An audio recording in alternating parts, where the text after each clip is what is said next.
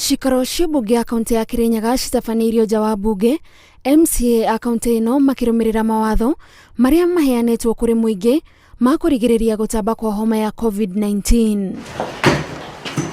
Bata mũnene wa cikaro ici arĩ kwarĩrĩria mũbango wa kũhagũra gavana wa kaunti ĩno Anne Waiguru, tondũ kũringana na MCA aya kũrĩ na mathenya marĩkũ ũtongoria-inĩ wa Waiguru.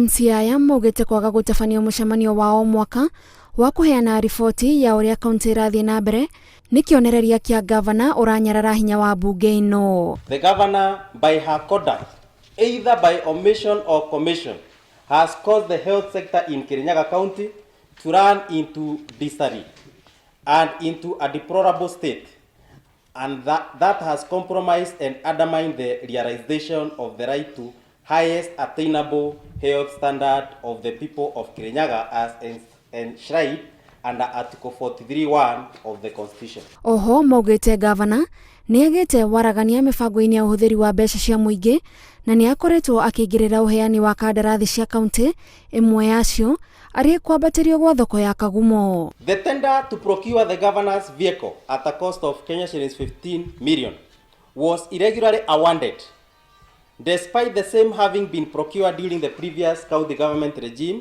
of His Excellency Ndathi. Moreover, this purchase was made using funds meant for contractors' retention account, which action amount to misappropriation of funds and imprudent use of public resources. Gavana ningĩ agĩcukĩrwo kũrĩhwo mbeca cia thabarĩ atathire cia mũigana wa ciringi mirioni 10,600,000. The amount of Kenya shillings 10,634,614 shillings was paid to the governor's personal account in the name of Anne Mumbi Waiguru, account number 18029017480, held at Equity Bank, Mr. Speaker.